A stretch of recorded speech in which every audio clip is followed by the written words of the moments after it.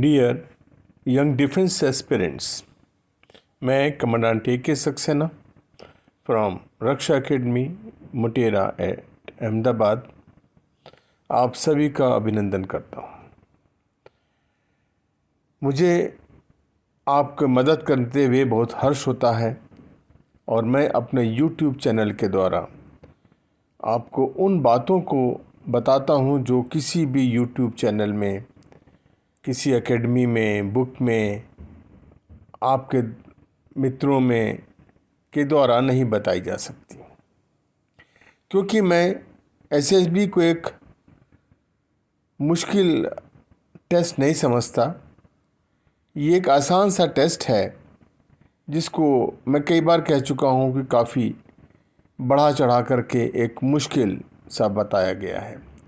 बहुत से लोग ऐसे हैं जो कि किसी भी एकेडमी या किसी के बिना गाइडेंस के इस टेस्ट को क्लियर कर चुके हैं, उनमें से मैं भी एक हूँ।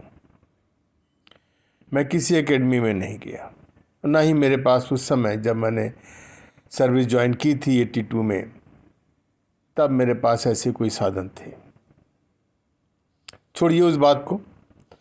मैं आपसे कहना क्या चाहता हूँ कि सर्विस सिलेक्शन बोर्ड का इंटरव्यू जो है उसमें SSS आपकी सहजता, सरलता होते हुए भी आप में कितना दृढ़ निश्चय है, किसी बात को कितनी तेज़ी से आप समझ सकते हैं और उस समझ के हिसाब से आप क्या निर्णय ले सकते हैं अपने लिए और अपने ग्रुप के लिए, इन सब का एक मिला जुला प्रोजेक्शन आपके द्वारा जो स्टिमुलेटेड क्रिएटेड एनवायरनमेंट में आप कैसा बिहेव करेंगे, उसके ऊपर आपका रिकमेंडेशन सर्विस सिलेक्शन बोर्ड में निर्भर करता है। अब बात आती है कि क्या ये SSB में जो एनवायरनमेंट पैदा किया जाता है, चाहे वो टैट वैट SRT हो, चाहे वो GTO का कोर्स हो, चाहे वो इंटरव्यू हो, क्या आपके लिए बिल्कुल ही नया है? मैं समझता हूँ कि ऐसा नहीं है।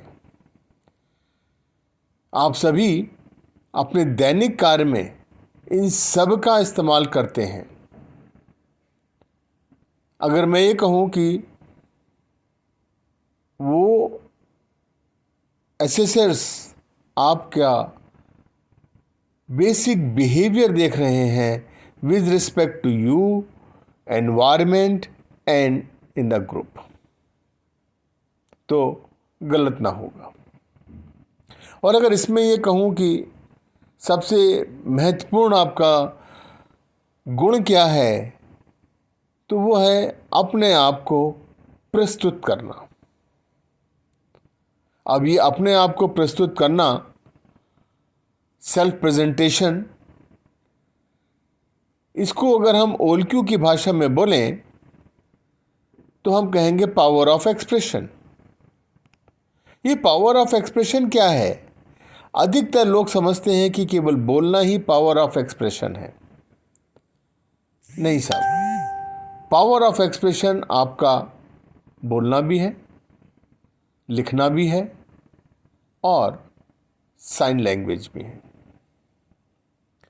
सबसे पहला प्रेजेंटेशन जो आपका अपना है, आप कहीं भी खड़े होते हैं, कहीं भी जाते हैं, किस तरीके से अपने आप को कैरी करते हैं, ये आपके बारे में बहुत कुछ बता देता है। तो क्या आप अपने आप को ग्रूम नहीं करते? क्या आप किसी शादी या किसी पार्टी में नहीं जाते? क्या आप अपने दैनिक कार्यक्रम में अपने आप को सही तरीके से प्रेजेंट नहीं करते? आप करते हैं। तो SSB में कौन सी ऐसी बड़ी बात है जो आप नहीं कर सकते? क्या आपने अपनी विद्वता का प्रमाण अपने इम्तहान में, स्कूल कॉलेज के एग्ज़ाम में, NDA, CDS, ABCAT के रिटन टेस्ट में नहीं दिया? दिया है। अब वही इंटेलिजेंसी हम आपके में कितनी है, एक प्रैक्टिकल रूप में देखना चाहते हैं। जब आप में बहुत कॉन्फिडेंस होता है अपने शब्दों के लिए, अपने ज्ञान के लिए, तो आपकी आवाज़ में बहुत कॉन्फिडेंस आ जाता है और आवाज़ का वॉल्यूम बढ़ जाता है। और इसी समय हम देख लेते हैं कि इस बच्चे में कॉन्फिडेंस है कि नहीं। लेकिन जब आप में कहीं कमज़ोरी होती है, आप सोचते हैं कुछ छिपाते हैं, आपकी आवाज़ कम हो जाती है और यहीं आपको दिखाई पड़ जाता है कि आप में करेज कितना है। हम बोलते क्यों हैं, हम कैरी क्यों करते हैं, हम किसी बात को प्रेजेंट क्यों करते हैं? हम इसलिए करते हैं कि हम चाहते हैं कि दूसरा हमें देखे, हमारे बारे में एक धारणा बनाए और वो काम करे जो हम चाहते हैं, इसलिए आप बोलते हैं। तो ये कोई नई बात नहीं है, आप अभी तक करते आए हैं और इसी को काफ़ी बढ़ा चढ़ा करके स्टिमुलेंट, एनवायरनमेंट, फोकस, ग्रुप, ये बड़े बड़े शब्द बोल करके आपको एक तरीके से पजल करके रखा गया है। और हमने नहीं, कई विद्वान हैं जो कि DIPR में पढ़ा चुके हैं, पढ़ के आए हैं, ट्रेन कर चुके हैं, बहुत दिनों से एकेडमी चला रहे हैं, लेकिन अपनी भाषा को इतनी क्लिष्टता से प्रेजेंट करते हैं कि समझने वाले को वो चीज़ समझ में नहीं आती। अगर 10 लड़के आए हैं तो उसमें एक लड़का अपने आप पास हो जाएगा। लेकिन मैं बहुत कम बच्चे रखता हूँ अपने ग्रुप में और कोशिश करता हूँ कि उसमें 100% रिजल्ट दूँ। वो केवल इसलिए कि मैं उन सब में इक्वली फोकस कर पाता हूँ, इसलिए मेरा रिजल्ट बहुत अच्छा है।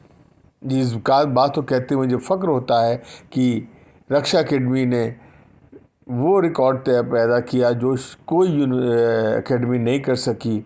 जैसे कि फर्स्ट लड़की जो गुजरात से गई वो रक्षा एकेडमी की स्टूडेंट NDA में, सेकेंड बैच में जो पहली लड़की गई वो भी रक्षा एकेडमी की थी, थर्ड लड़की भी गुजरात से NDA के लिए रक्षा एकेडमी की स्टूडेंट होती, लेकिन वो इंटरव्यू में गलती कर गई। वो बताऊंगा किसी और दिन कि क्या गलती कर गई। रक्षा एकेडमी ने गुजरात के जो NDA टॉपर्स हैं उनको भी निकाला है।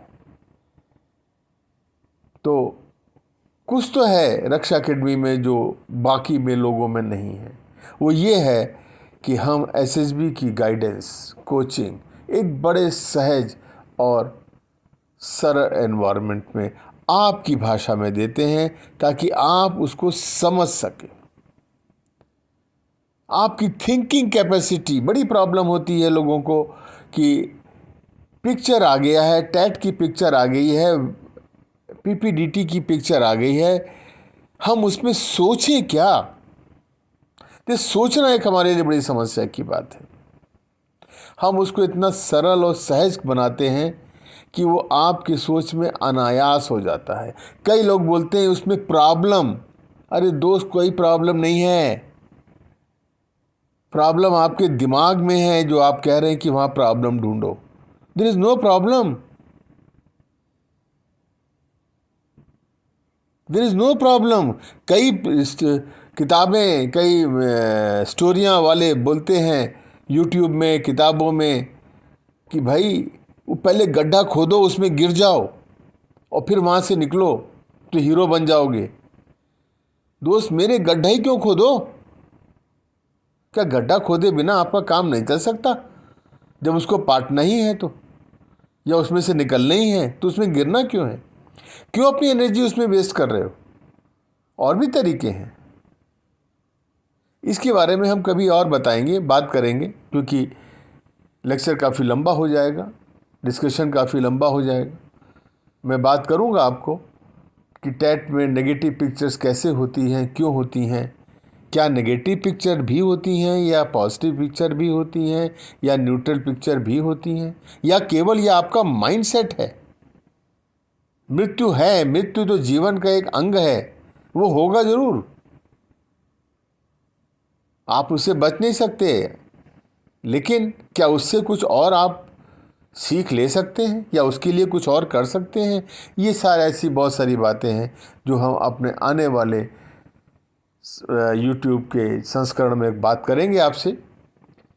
तब तक के लिए इतना ही काफ़ी, और हम आप सभी को धन्यवाद देते हैं जिनकी एसएसबी कॉल लेटर्स आ चुके हैं या आने वाले हैं।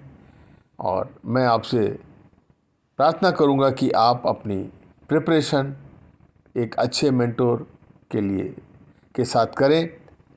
हो सकता है रक्षा एकेडमी आपकी उसमें कुछ मदद कर सके, तो हमें काफ़ी हर्ष होगा, और आपकी सफलता ही हमारी सफलता है। इस शब्दों के साथ मैं आपसे आज के लिए विदा लेता हूँ। धन्यवाद।